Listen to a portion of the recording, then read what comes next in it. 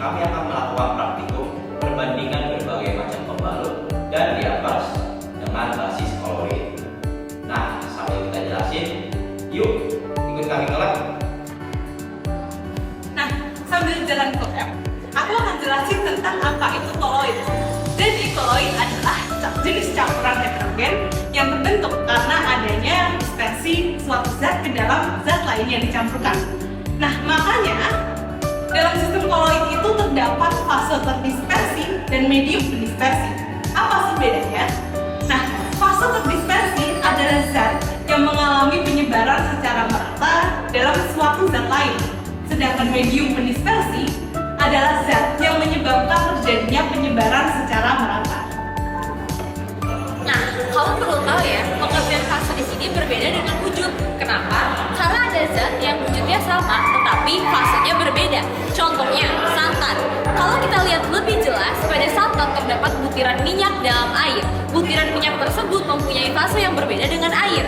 Walaupun keduanya berbentuk cair, butiran minyak dalam santan bertindak sebagai fase terdispersi, sedangkan air sebagai medium berdispersi. Oleh sebab itu, santan juga termasuk contoh sistem koloid yang lain karena punya fase terdispersi dan medium berdispersi. Nah, butiran minyak dalam santan bertindak sebagai fase terdispersi, sedangkan air sebagai medium berdispersi.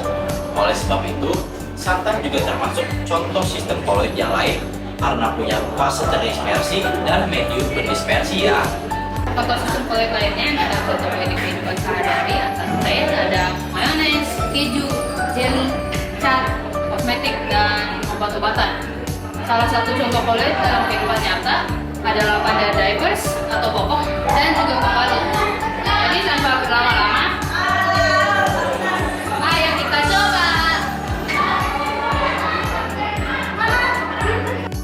Sebelum kita masuk ke dalam praktikumnya, kita harus mengetahui dulu alat dan bahan yang akan digunakan dalam praktikum.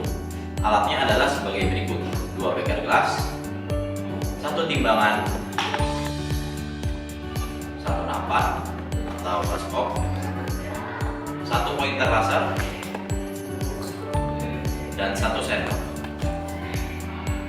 Kemudian bahan yang digunakan adalah 5 buah pampers dengan merek yang berbeda, kemudian 5 buah pembalut dengan merek yang berbeda, sebuah tisu, dan garam.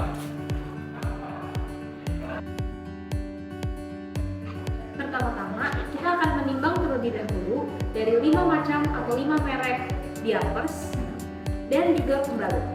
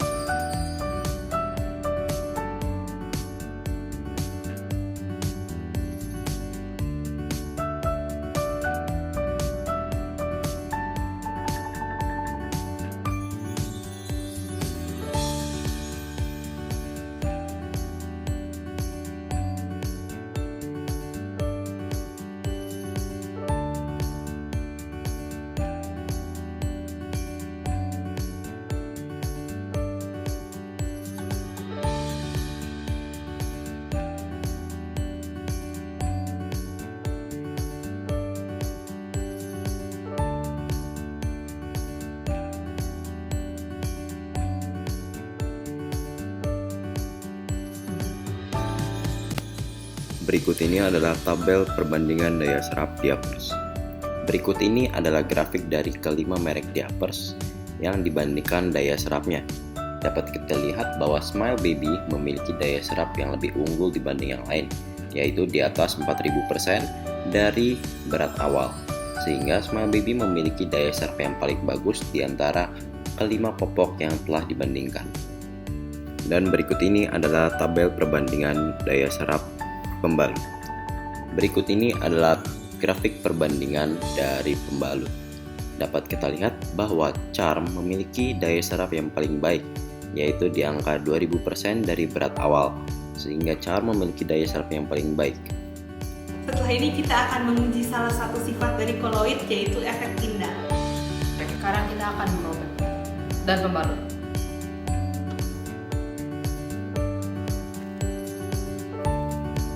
Bisa dilihat dari sini bahwa ini adalah ya gel penyerapnya, mereka jelly.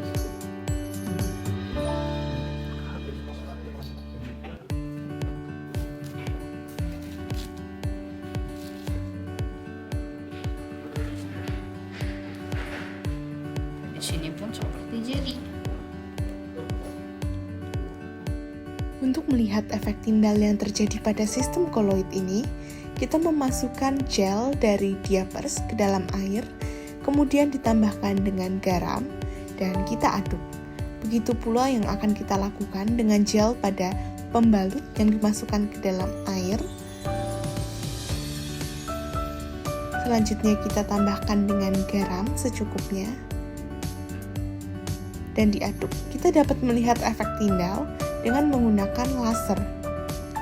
Pada beker glass diapers, kita dapat melihat efek penghamburan berkas sinar oleh partikel-partikel yang terdapat dalam sistem koloid, sehingga jalannya berkas sinar terlihat. Begitu pula yang terjadi pada beker glass pembalut ketika cahaya dari laser tidak sampai ke dinding. Praktikum ini memberikan kita beberapa pelajaran tentang sifat-sifat koloid dan penggunaannya dalam kehidupan sehari-hari. Terdapat 3 hal yang sangat kami refleksikan dari praktikum yang telah kami lakukan ini. Yang pertama adalah pentingnya memahami sifat dari koloid. Memahami sifat koloid membantu kita dalam memilih produk yang tepat untuk kebutuhan sehari-hari. Dalam praktikum ini kita mengetahui popok dan pembalut dengan daya serap yang tinggi.